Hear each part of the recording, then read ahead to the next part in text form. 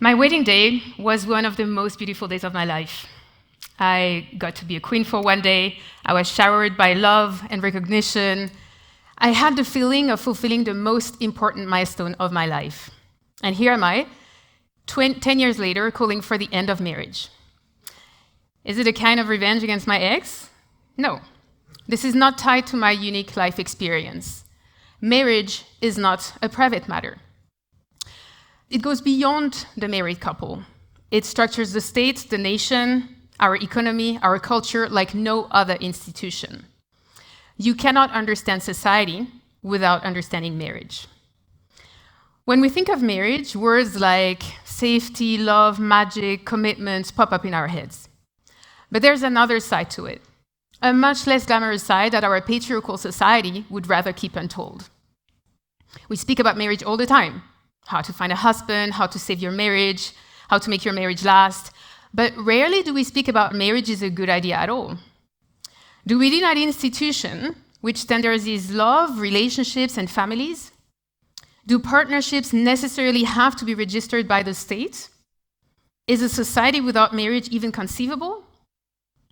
There's no reason for anything normal to stop, but is marriage really normal? We're told that single women are miserable, that they're failures. And we're told that married women will live happily ever after.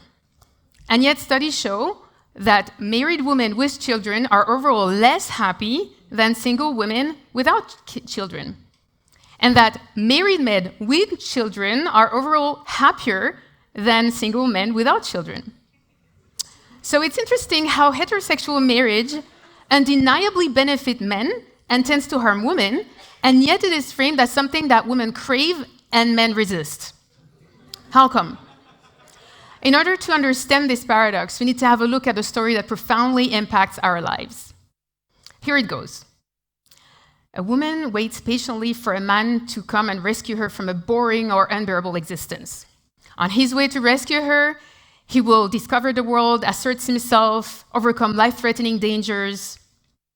He will go and free her with a kiss that she never asked for. Without this kiss, the man would go on with his eventful, adventurous life until the rescue of the next helpless princess. The woman, on the other hand, would die, or she would have to endure an unbearable life, a miserable life for all eternity. Even if at the end of the story, a frog or a beast transforms into a handsome prince, it's a blessing for her in the first place. This storyline shapes the subconscious minds of millions of little girls and boys. Little girls learn to fiercely desire marriage and children because without these two things, women are considered incomplete. That's how women have been brainwashed to believe that any marriage is better than being single. Boys, on the other hand, learn that love is a girl's thing. They learn to be suspicious of love because they fear being trapped and losing their freedom. While the patriarchy has forced women to define themselves in relation to men, men grow up thinking that they're self-sufficient, autonomous beings, complete as they are. And so that's why in women's social media bios, you always see woman and mother, but we rarely see husband and daddy in men's bios. Simply because the value of men is not defined in relation to women and children. I certainly wasn't immune to this brainwash, and subconsciously believed that my life would automatically get better once I get married and have children. That's why I had postnuptial depression, until I became aware that my relationship was embedded in a much bigger system, a system that oppresses women. We keep debating whether the patriarchy still exists. Ideas and opinions can be debated, not facts. And the facts are crystal clear. Men hold the bulk of political, economic, financial, institutional, and military power. Politics, the arts and culture, the academia, the media, sports, you name it. There is no single sphere of power in the world that is not dominated by men. Women have been cast in an inferior position in all areas of life for many centuries. First, explained through an alleged divine order. God made women inferior to men. and later legitimized by pseudoscience. It was no longer God, but nature, which made women inferior to men, just like it made black women inferior to white women. The alleged inferiority of women has been used as a justification to exclude them from spheres of power and to control, exploit, and mistreat them. We've made tremendous progress over the past decades, but we're still very far from justice and equality. Every 3 days in Germany, a woman is killed by her partner or ex-partner. And we have gotten so used to violence against women that we hardly blink an eye when hearing such statistics. Even though the topic of patriarchal oppression has made its way into public conversations, it is only addressed when it takes place outside the home. The gender pay gap at work, catcalling and harassment on the street, the underrepresentation of women in politics. We keep the patriarchy at a comfortable distance. It is still too uncomfortable to address patriarchal injustice within our intimate lives. What is in the home stays in the home. You don't wash your laundry in public. But the hard truth is, the oppression doesn't miraculously stop when men and women fall in love with each other. Love isn't the magical ingredient that neutralizes the effects of patriarchal injustice. But marriage has us believe that once you pass the altar, it magically disappears, when in fact marriage is the glue that holds the patriarchal system together. It is not a mere byproduct, but its most adamant and persistent root. Globally, women earn and own significantly less than men, and they also hold significantly less political power, because in a capitalist society, money is power. In marriages too, do women earn and own less than their husbands, no matter how much in love they are with each other, and no matter what a great guy he is, the husband. Marriage contains and reinforces this inequality by rendering it a fact of life, a completely normal feature of gender relations, something that has always been and will always be. It has to do with nature, remember? So as long as the couple remains married, this inequality remains concealed, because the couple is considered an entity, and nobody cares who's rich and poor within that unit, but it is brutally exposed once the couple separates. Certain rules of marriage, hard fought by feminists, protect women from financial hardship in case of divorce, such as child support or alimony. This leads many people to believe that marriage primarily benefits women, even though it's not the case. The stereotype of the gold digger and the bitter ex-wife who ruins their ex-husbands reinforce this idea. Many people defend marriage in the name of gender equality by claiming that it protects women in case of divorce. That's true. Shouldn't we address the root cause of this inequality, of the financial precarity of women, instead of defending the institution that produces it? It's like believing that air conditioning could solve global warming. So, if we want to take the problem at the root, we need to ask, why are men wealthier than women? Why do they earn more? Is it because they're smarter and work harder? No. Men earn more and own more because they can accumulate wealth, they can accumulate money, they can get bonuses and promotions while their wives reduce their working hours to take care of the house and the kids for free. Marriage is an economic model which enriches men and impoverishes women. It is the institution that allows the institutional robbery of women. Many things have changed over the past decades, but women's financial dependency to men remains a stable feature of marriage, especially when they have children. This is why single women earn statistically more than married women with children, and the opposite is true for men. One, if not the most important hallmark of oppression, is that the oppressed must remain poor. Marriage ensures just that. Until 1962, women were forbidden by law to save money independently of their husbands in West Germany. Even though feminists had this law repealed, the financial dependency of women hasn't stopped. It shows that the initial function of marriage is still being fulfilled: to control women by restraining their financial and sexual autonomy. So how does marriage impact women's sexual autonomy? Well, the survival of the species doesn't thrive on monogamy. If human society had always been organized in monogamous heterosexual couples and nuclear families, we would probably be extinct today.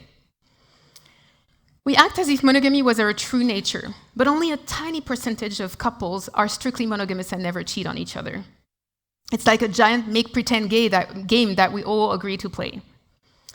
Prior to the agricultural revolution, and long after that in forager communities, women had sex with as many men and women as they wanted, and the children were taken care of by the community. All men were involved in the upbringing of all children because theoretically any child could be theirs. Marriage and a monogamous heterosexual couple were meant to restrain women's sexuality by forcing them to limit their sexual relations to one partner only. This would ensure that each baby could be traced back to one man. Marriage expanded the concept of property to our love and intimate lives. It is the institution which made women and children the property of men.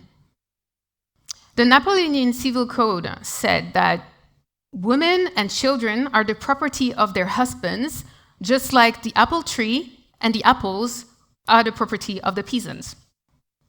Still, up till the second half of the 20th century, so that would be our grandmothers, women were considered the property of their husbands by law, also here in Europe. Their legal status was that of minors. And to this day, this idea remains deeply ingrained in our society. This is why saying, "I'm already taken," is more efficient than saying, "I'm not interested," to keep men from hitting on you. And another example is a horrible rape case involving a French man who drugged his wife and had her raped by several men. And the rapists defended themselves in court by saying, well, the husband agreed, so it's not really rape. And this didn't happen in 1950. It happened earlier this year. So no, we're certainly not over the idea that women belong to men. Any attempt to put an end to this is met with so much resistance that it will have you look at feminists as if they were the oppressors and treat the patriarchs as the victims. It's not impossible that some of you look at me today and think, oh my God, what am I, a hater? But feminism isn't hatred against men. Neither is it about revenge or about reversing the oppression. It is about freeing us all from the chains of the patriarchy. We all carry the patriarchy within us. The idea that all men are powerful and all women are powerless, or that all men are oppressors and all women are victims, is too simple. But the patriarchy is not an abstract form of power. The patriarchy is tangible power exerted by men. Men are socialized to derive their self-worth from their self-proclaimed superiority to women. It seems trivial, but that's why many men have a hard time dating women who are taller than them. And it's not just men, but also women who feel comfortable in this inferiorized position.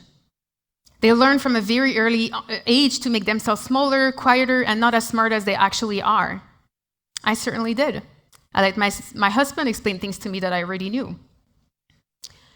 Feminism feels threatening to many men because it disrupts their feeling of safety and self-worth by claiming that women are not inferior, but they're equals.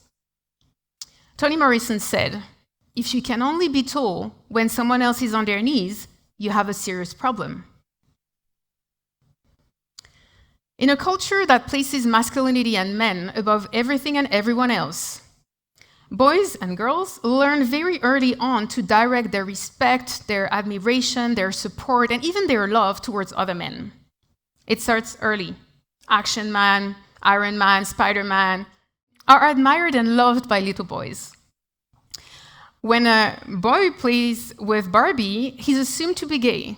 But boys who play with muscular and half-naked male dolls are unmistakably heterosexual. Isn't that confusing? Well, little boys have to deal with this paradox from very early on and for the rest of their lives. Love everything about men, but don't fall in love with them. And women are inferior, you can despise them, but do fall in love with them. And for women, the message is clear. Fall in love with men, they're the better human type, they will make you whole. So loving women, really, really loving women is a hard thing to do in our patriarchal society. For women to really love themselves, and for men to really love women. We have somehow accepted that love and oppression can coexist, that men can dominate women and love them at the same time. We should unlearn this, because it simply isn't true. We can learn to love better and be freer. But this revolution of love requires courage. The courage to break our own chains and to step out of the patriarchy. Okay, so how do we do that? If everything else remains the same, and we just abolish marriage, we will not come one step forward. It is our society as a whole that needs to be revolutionized.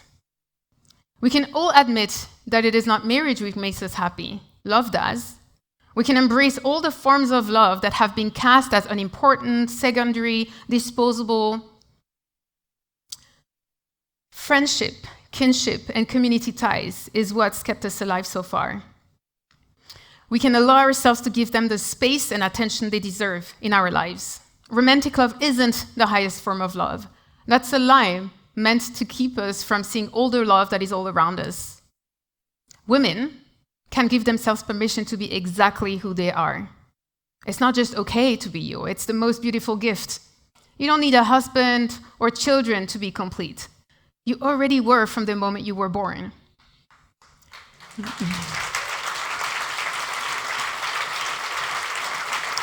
Men can give themselves permission to just be people, like everyone else. Let go of the burden of superiority. You'll see, life is sweeter on the other side. You too can free yourselves from the patriarchy. Revolutionizing love means not just revolutionizing the way we love, but also the way we live. Let's place care over capital. Care is the labor of love. It is what's keeping us alive. Let's recognize the tremendous value of our little everyday acts of care. And finally, we can let go of the idea that men and women are two fixed, immutable biological categories. The gender binary is a story that was created and enforced by the patriarchy to make us believe that gender inequality and patriarchal injustice are ingrained in a natural order. They aren't. Marriage may seem indispensable and untouchable, but love will not only survive the end of marriage, it will grow stronger. Love is so much more abundant than marriage allows. If we can let go of marriage and allow the revolution of love, the patriarchy will die. Thank you. Thank you. Thank you.